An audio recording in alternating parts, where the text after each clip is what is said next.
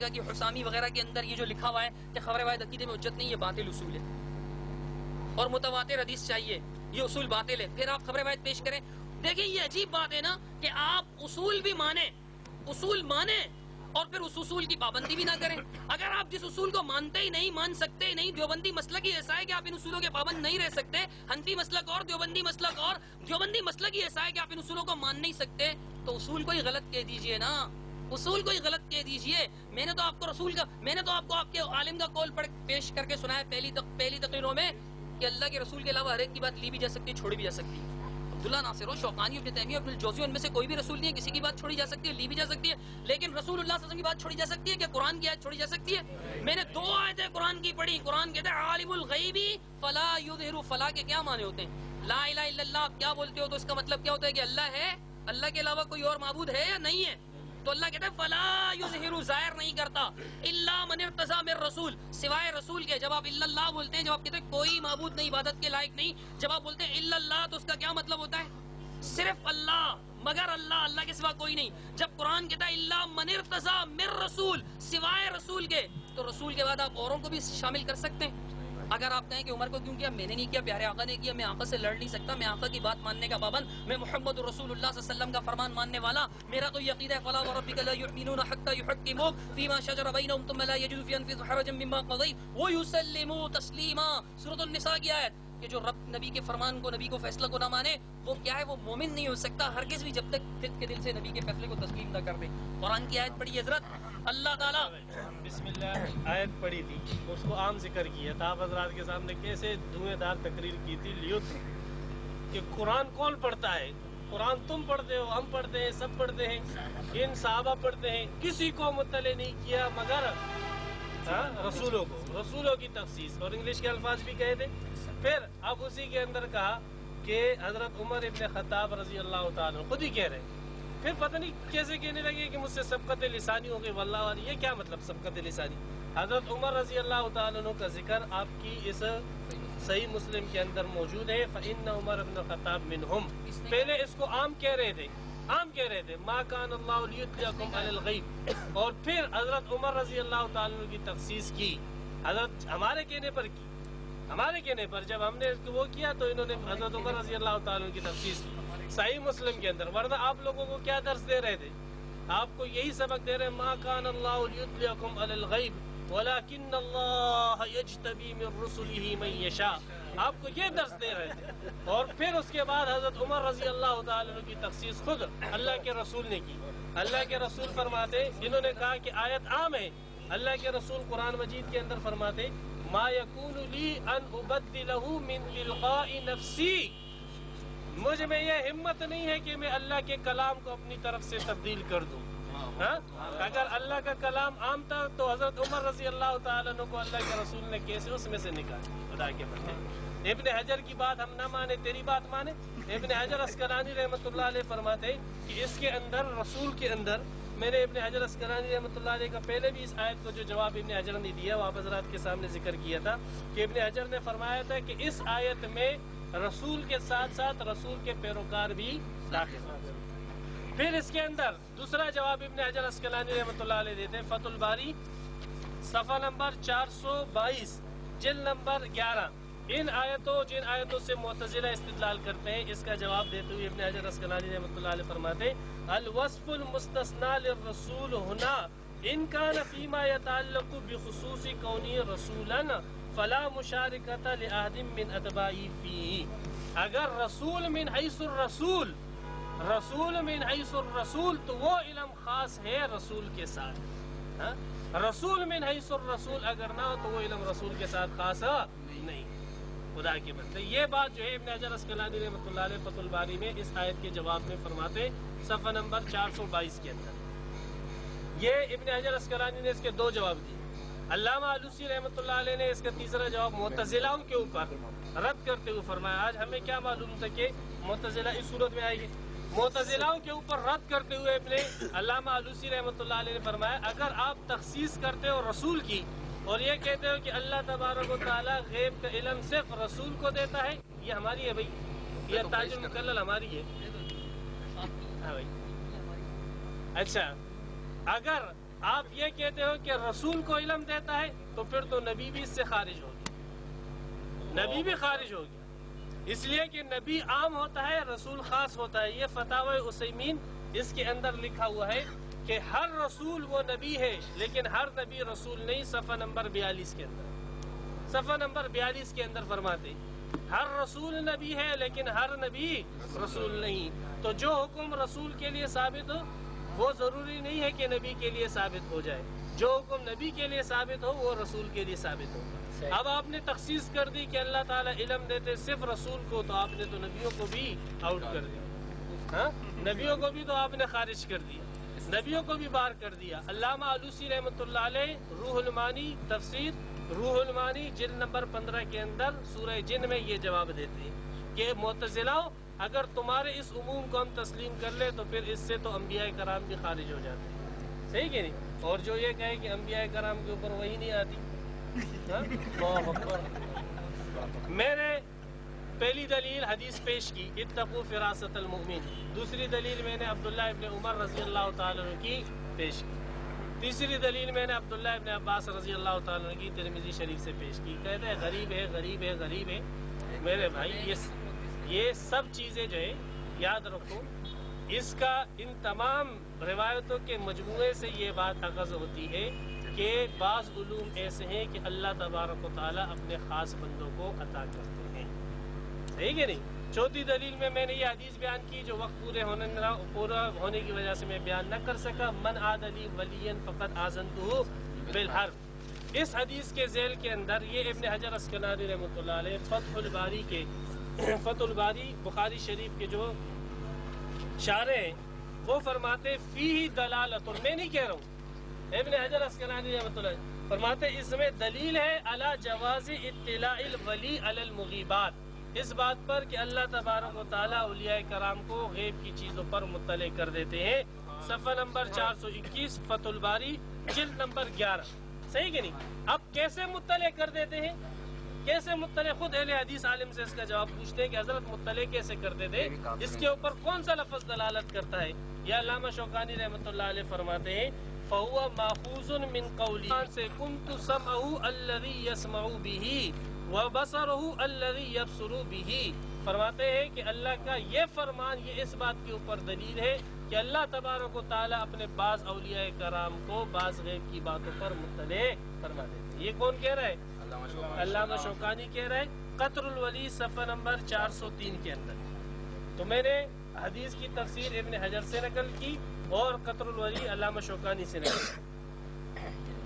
پھر انہوں نے، میں پہلے عرض کر چکا ہوں کہ جو علماء کے اقوال میں نے بیان کیے ہیں وہ اہل حدیث مسلک کیا ہے اس کی وضاحت کی لیے کہ اہل حدیث حقیقتاً کون ہے، وہ ہے جو میں نے ذکر کیا، صحیح کہ نہیں؟ اصلی اور نقلی کا فرق جان لو، کہ اصل کون ہے، نقل کون ہے؟ اصل وہ ہے کہ جس کے اوپر جماعت اہل حدیث کی بنیاد چلی آ رہی ہے، جس کے اوپر اہل حدیث، وہ تو میں نے آپ حضرات کے سامنے ذکر کر دیا، صحیح کہ نہیں؟ آپ حضرات کے سامنے، بلکہ آپ اپنی جو ہے جتنے فتاوے والے جو دارالفتہ وغیرہ ان سے بھی معلومات کر لو، انشاءاللہ آپ کو فتویٰ اس کے مطابق ہی ملے گا۔ اچھا، پھر انہوں نے یہ کہا کہ گوندلوی صاحب کی یہ بات وغیرہ، تو میں نے عرض کیا کہ گوندلوی صاحب نے اپنی طرف سے بات نقل نہیں کی، بلکہ گوندلوی صاحب نے ابن حجر اسقلانی کی فتح الباری کے حوالے سے وہ بات نقل کی تھی۔ اچھا، یہ میری 5 دلیلیں ہوئی۔ اس کے بعد 6ٹھی دلیل یہ بخاری شریف ہے، جلد اول، بخاری شریف جلد اول، حضرت جابر رضی اللہ تعالیٰ عنہ فرماتے لما حضر احد، جب احد کا معرکہ ہوا، شروع ہوا تو یعنی شروع ہونے سے پہلے دانی ابی من اللیل، تو میرے والد نے مجھے بلایا، فقال ما ارانی الا مقتولا، میں اپنے آپ کو نہیں دیکھتا ہوں مگر قتل شدہ، میں نہیں دیکھتا ہوں مگر اپنے آپ کو قتل شدہ۔ ہاں، اب مجھے یہ بتلاؤ کہ یہ کشف نہیں ہے تو اور کیا ہے؟ پتہ اللہ تعالیٰ نے اس کو دکھلا دیا کہ تو اس جنگ کے اندر شہید ہوگا۔ دکھلانے والا کون؟ ایک اللہ ہے۔ بخاری شریف جلد نمبر 1 صفحہ نمبر 180، ابھی تک شہید نہیں ہوئے، ابھی تک زندہ ہے، فرما رہے اس عہد کے اندر میں اپنے آپ کو دیکھتا ہوں کہ میں شہید ہوں، اور پھر ایسا ہی ہوا کہ وہ کیا ہو گئے؟ شہید ہو گئے، صحیح کہ نہیں؟ اسی بخاری کی اس شرح کے اندر فتح الباری میں ابن حجر اسقلانی رحمۃ اللہ علیہ فرماتے ہیں فیہ کرامتہ، اس کے اندر حضرت جابر رضی اللہ تعالیٰ عنہ کے والد کی کرامت ہے کہ جیسے انہوں نے کہا تھا ویسے ہی معاملہ واقع ہو گیا۔ فتح الباری صفحہ نمبر 279 جلد 3 کے اندر صحیح فرماتے فی کرامتو بوقوع الامر علی ما ظن، کہ جیسے انہوں نے گمان کیا، جیسے اسے وہ چیز دکھلائی گئی اس کے مطابق وہ معاملہ واقع ہو۔ فی کرامتو، اس کے اندر اس کی کرامت۔ یہ ہماری 6 جو ہے 6 دلیلیں ہو گئی۔ 7ویں دلیل بخاری شریف جلد ثانی صفحہ نمبر 907 میں، بخاری شریف جلد ثانی صفحہ نمبر 2۔ ایک مرتبہ حضرت ابو بکر صدیق رضی اللہ تعالیٰ نے دعوت کی اپنے مہمانوں کی، اپنے بیٹے عبد الرحمن کو کہا جاؤ ان مہمانوں کو کھانا کھلاؤ۔ قصہ طویل ہے، مختصر عرض کرتا ہوں کہ حضرت عبد الرحمن بن ابی بکر نے ان کے لیے کھانا رکھا۔ فرماتے فَأَكَلَا وَأَكَلُوا، حضرت ابو بکر صدیق رضی اللہ تعالیٰ عنہ بھی کھانے لگے اور اس کے جو مہمان تھے وہ بھی کھانے لگے۔ لا يرفعون لقمة الا ربت من اسفلها، جو بھی لقمہ اٹھاتے اس کے نیچے سے لقمہ نکل آتا۔ اب آپ نے کبھی کھانے کی برکت کی زیادتی دیکھی ہے؟ دیکھیے یہ اللہ تبارک و تعالیٰ ان کے سامنے ظاہر کر رہے ہیں کہ کھانا اس طریقے سے زیادہ ہو رہا ہے۔ ابو بکر صدیق نے جب اس علی ولیین جو پڑھا تھا، یہ تحفۃ المناظر ان کی کتاب ہے، ان کے مولانا منظور بینگل صاحب جو ان کی طرح استاد حدیث ہیں جامعہ فاروقیہ کراچی کے اندر، وہ فرماتے ہیں کہ یہ اگر کہا جائے کہ نبی علیہ السلام کا ہاتھ بینی ویات جو اللہ کا ہاتھ، تو یہ کیا ہوگا؟ یہ تو حلول سریانی ہے کہ حال کی طرف ارشاد، اشارہ بعینی محل کی طرف اشارہ ہے، کوئی فرق نہیں۔ اگر یہ عقیدہ ہے تو حلولیین کا مسلک ہے اور ان کے کفر میں کوئی اختلاف نہیں۔ آگے سنیے، یہ ان کے خلاف میں نہیں پیش کر رہا، جو آگے وہ کہ اگر وہ مقصد ہے جو محدثین نے بیان کیا کہ بندہ جب میرے قریب ہوتا ہے، میرا قرب حاصل کر لیتا ہے، تو ان کے اعضاء پر میری خصوصی نگاہ ہوتی ہے اور اللہ ان کے اعضاء کی خصوصی حفاظت کرتا ہے، یہ نہیں کہ وہ غیب جاننے لگتا ہے۔ اس حدیث میں یہ کہیں بھی نہیں ہے۔ تحفۃ المناظر، ان سے جو فعل صادر ہوگا خصوصی نگاہ میں صادر ہوگا، ان سے غلط کام صادر نہیں ہوتا اور ان سے اعضاء تفعل حضور جن سے اللہ راضی ہوتا ہے، یہ ساری باتیں لکھی ہوئی ہیں۔ پھر پیش کی بخاری شریف سے، انا للہ و انا الیہ راجعون۔ اب دیکھیے کیا فرماتے ہیں یہاں، لفظ حضرت احد کا واقعہ، لما حضر احد، ماں اورانی کے لفظ ہیں۔ سر جی آپ کے پاس ہے، ذرا حاشیہ نمبر 7 دیکھیے گا۔ ماں اورانی کے معنی لکھے بضم الحمزہ، حمزہ کے ضمہ کے ساتھ۔ قرآنی پڑھ رہے نا، ارانی ایرانی نہیں پڑھ رہے، قرآنی۔ اے ما اظن نفسی، مطلب یہ ما اظن نفسی کہ جو میں اپنے ظن میں، اپنے نفس میں گمان کر رہا ہوں، یہ گمان کے لیے آتا ہے۔ سنیے یہ بات حاشیہ کے اندر کاندھیلوی صاحب نے، احمد سہارنپوری صاحب نے کہی، اور اس کے بعد اراحہ جاریتن، سرفراز خان صفدر، کہ میں سمجھتا ہوں، انہوں نے پیش کی تھی نا کہ وہ اگر صدیق نے فرمایا تھا کہ میری بیٹی ہونے والی، اگر میں فوت ہو جاؤں تو ایسے ورثہ تقسیم ہوگا، میں سمجھتا ہوں کہ وہ بچی ہے۔ اس کا جواب رہ گیا تھا، میں بار بار سوچ رہا تھا اب اس میں اس کا بھی لے لیں۔ اور اس کے اندر بھی ہے کہ میں احد کے اندر سب سے پہلے شہید ہوں گا، اور وہ شہید بھی ہوئے تھے۔ تو اس کے اندر کہتے ہیں اراحہ جاریتن کی یہ معنی جو مولوی عمر نے کیا ہے کہ میں اس حمل کو لڑکی دیکھ رہا ہوں، یہ فن عربی سے ناواقفی کی روشنی ہے اور واضح دلیل اراحہ بضمہ کے بریلوی نے یہ دلیل پیش کی تھی، اور آج مفتی صاحب وہی دلیل پیش کر رہے ہیں۔ مجھے کہتے ہیں کہ عطیہ معتزلہ کی گود میں بیٹھے، خود عطیہ اوفی جو ہے شیعہ کے گود میں، پھر آپ نہیں بیٹھے حضرت معذرت کے ساتھ، آپ ہی کی طرح سے میں جواب دوں۔ اور پھر جو آپ نے یہ فرمایا کہ جناب والا معتزلہ کی گود میں بیٹھے، آپ خود بریلویوں والا استدلال پیش کر رہے ہیں جس کا رد سرفراز صاحب پہلے ہی کر چکے بریلویوں کا، اور آج آپ وہی استدلال آپ پیش کر رہے ہیں کشف ثابت کرنے کے لیے۔ اور آہا کے معنی کہتے ہیں کہ علم کے معنی میں نہیں آتا ہے، ظن کے معنی میں آتا ہے، علم کے معنی میں نہیں آتا۔ آگے لکھا ما ارا یفعل کذا کا یہ معنی ہے کہ اس کے متعلق میرا یہ ظن ہے کہ ایسا نہیں کرے گا، اس سے کہ ابو بکر نے اپنی بیوی سے بنت خارجہ کے عمل کے متعلق فرمایا کہ اراحہ جاریت، یعنی یہ میرا ظن ہے، گمان ہے کہ یہ لڑکی ہوگی، گمان ہے، گمان۔ اور آگے ابن حجر رحمۃ اللہ علیہ کا قول پیش کرتے ہیں، خود ہی لائن لگائی ہوئی ہے کہ وفیہ کرامۃ بوقوع الامر علی ما ظن، کہ ان کے ظن کے مطابق جو معاملہ ہو گیا ان کی کرامت ہے۔ میں مانتا ہوں کرامت کو، میں نے کرامت کا انکار ہی نہیں کیا۔ کشف غیبی کا ثبوت دو، بڑا ان باتوں میں آپ وقت بار بار جو ہے قطر الولی اور قطر الولی۔ اب سنیے، یہ میرے ہاتھ میں قطر الولی نہیں ہے، یہ رب کا قرآن ہے، اس کے اندر قرآن ہے۔ یہ میرے ہاتھ میں کسی عالم کی کتاب نہیں، علام الغیوب کی کتاب ہے۔ اللہ تعالیٰ قرآن مجید میں ارشاد فرماتا ہے، سنتے جائیے گا، اللہ تعالیٰ فرماتا ہے قل موتوا بغیظکم ان اللہ علیم بذات الصدور، آل عمران 119۔ اللہ تعالیٰ فرماتا ہے واللہ علیم بذات الصدور 2، آل عمران 154۔ اللہ فرماتا ہے ان اللہ علیم بذات الصدور، المائدہ 7۔ اللہ تعالیٰ فرماتا ہے انہ علیم بذات الصدور الانفال آیت نمبر 43 اللہ تعالیٰ فرماتا ہے جناب والا یعلم ما یسرون وما یعلنون انہ علیم بذات الصدور، کہ جو ظاہر ہو جو مخفی ہو جو اعلانیہ ہو سب وہ جانتا ہے کیونکہ وہ سینوں کے راز جاننے والا ہے. فإنها آگے اللہ تعالیٰ فرماتا ہے اولیس اللہ بعالم بما فی الصدور بعالم بما فی الصدور العالمین، کہ اللہ نہیں جانتا کہ لوگوں کے دلوں میں کیا ہے. العنکبوت آیت نمبر 10 اللہ تعالیٰ فرماتا ہے کہ ان اللہ علیم بذات الصدور. لقمان 23 اللہ تعالیٰ فرماتا ہے انہ علیم بذات الصدور. فاطر 38 انہ علیم بذات الصدور. زمر اللہ تعالیٰ یہی بات تقریباً 14-15 آیات کے اندر اللہ تعالیٰ یہ بات بیان فرماتا ہے کہ سینوں کے حال کون جانتا ہے؟ اللہ تعالیٰ. سینوں کے حال کون جانتا ہے؟ اللہ تعالیٰ. 2 آیت میں نے یہ پڑھی اور 20 کے بھی حوالے کچھ رہ گئے. 22 یہ آیات ہوئی اور ان آیات میں اللہ فرماتا ہے کہ غیب کا علم اللہ کسی کو نہیں سوائے رسول کے. کہتے ہیں عمر کو خاص کر لیا، ابھی خود کر لیا، ابھی خود کر لیا. میں نے خود نہیں کیا، اس وقت تک میں نے بیان نہیں کیا تھا. جب میرے سامنے حدیث بیان کرنے کی باری ہے میں نے بیان کر دیا. جو تفسیر رسول نے کی ہم تو مانتے. میں نے پوچھا تھا نا کہ اصول کی پابندی نہیں کرتے. اصول ہے کہ خبریں متواتر اور پیش بار بار خبریں روایت کرے، پھر گنوا رہے میری دلیل نمبر 1، میری دلیل نمبر 2، میری دلیل نمبر 3، اور وہ بھی ضعیف مختلف بھی راوی. چلو مختلف بھی کہتے ہیں حضرت مفتی صاحب، میں آپ کا احترام کرتے ہوئے ضعیف نہیں کہتا، مختلف بھی کہہ دیتا ہوں. اگر آپ مختلف فی بھی کہہ دیں گے حضرات تو آپ کے سرفراز صاحب نے کہا ہے کہ مختلف فی حجت نہیں ہے. مختلف فی تو رہنے دیجیے، اگر میں صحیح بھی مان لوں نا، آپ اپنے اصول کے مطابق روایت پیش کرنے کا حق نہیں رکھتے. کیوں؟ جیسی ہی صحیح ہو عقیدے میں آپ کے یہاں حجت ہی نہیں ہے، کیوں پیش کر رہے ہیں؟ کہتے ہیں آپ کا اصول ہے. الحمدللہ ہمارا اصول حق ہے کہ یہ پیروی کر رہے ہیں، ان کا اصول باطل ہے کہ اپنے اصول کو چھوڑ رہے ہیں. الحمدللہ ثم الحمدللہ. اب سنیے کہ اللہ کا قرآن کہتا ہے کہ سینوں کے راز کون جانتا ہے، لیکن تھانوی صاحب کیا فرماتے ہیں؟ تھانوی صاحب فرماتے ہیں مولانا شاہ عبد الرحیم صاحب رائے پوری کا قلب بڑا نورانی تھا. میں ان کے پاس بیٹھنے سے ڈرتا تھا کہ کہیں میرے عیوب منکشف نہ ہو جائیں. یعنی اتنا نورانی تھا کہ میں ڈرتا تھا ان کے پاس کہ اگر ان کے پاس بیٹھ گیا تو میرے عیب منکشف ہو جائیں گے، عیب ظاہر ہو جائیں گے. ارواح ثلاثہ حکایت نمبر 437 صفحہ نمبر 238. اور انہوں نے کیا کہا تھا کہ کشف اور غیب ایک ہی ہے. بار بار کہا تھا، بار بار مغیبات بار بار فرما بھی رہے ہیں. تو یہ جناب والا دیکھیے علم غیب. نیکسٹ اللہ کے رسول اللہ تعالیٰ قرآن میں فرماتا ہے کہ سینوں کے راز کون جانتا ہے؟ صرف اللہ سبحانہ و تعالیٰ.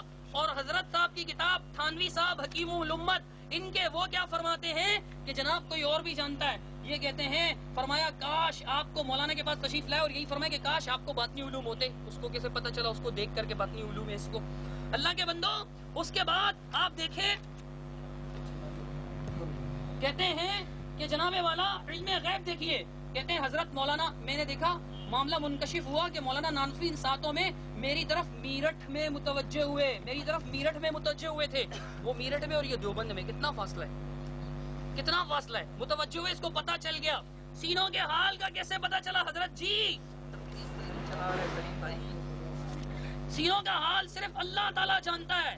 اور آپ کی کتاب میں بار بار یہ بات بیان کی گئی ہے کہ فلاں کو بھی سینے کا علم، فلاں کو بھی سینے کا علم. اور اب یہ دیکھیے میرے ہاتھ میں تذکرۃ الرشید جلد نمبر 1 صفحہ نمبر 68. اس کے اندر کیا لکھا ہے کہ بسا اوقات مریض کو اپنا حال اور کیفیت بیان کرنے کی بھی نوبت نہیں آتی تھی، آپ مختصر دوا بتا کر علاج کر دیتے تھے. دوا بتانے کی ضرورت بھی پیش نہیں آتی تھی کہ مرض کیا ہے. کیوں؟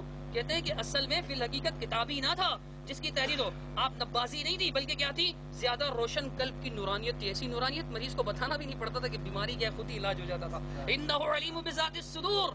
سینوں کے راز خفیہ اور ظاہر کو جاننے والا اللہ ہے، خفیہ کو بندہ نہیں جان سکتا.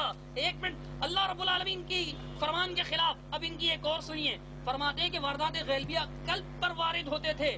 آگے سنیے جلد 2 صفحہ نمبر 67. اس کتاب کے اندر لکھتے ہیں اگر بنظر و کشف فراست حضرت کو معلوم ہو جاتا کہ زندہ دینے والا خود حاجت مند ہے تو اس کا نذرانہ اس طرح رد فرماتے کہ نذرانے والے کو محسوس بھی نہ ہو. ایسا امر کاتب الحروف کے ساتھ بھی کبھی کبھی پیش آیا. اسی طرح مرائی کہتے ہیں جو دکھلاوے کے لیے نہیں کرتا، نمود و نمائش کے لیے کرتا. غیر معتقدان کا نظریہ بھی قبول نہ فرماتے تھے، البتہ مخلصین کا ہدیہ بطیب خاطر منظور فرماتے. صفحہ نمبر 67. اس کو کیسے پتا چلتا تھا کہ دینے والا میرا عقیدت مند ہے یا دینے والا دکھلاوا کر رہا ہے یا دینے والا ایسے ہی مکاری کر رہا ہے؟ علیم بذات الصدور اللہ ہے. لیکن یہ 67 صفحہ نمبر تذکرۃ الرشید جلد 2 کا بتاتی ہے کہ نہیں جناب، رشید احمد گنگوئی کو بھی دلوں کا حال پتہ چل جاتا تھا. آپ فتح الباری وغیرہ پیش کر رہے ہیں، قرآن کی آیت پیش کیجئے، قرآن کی.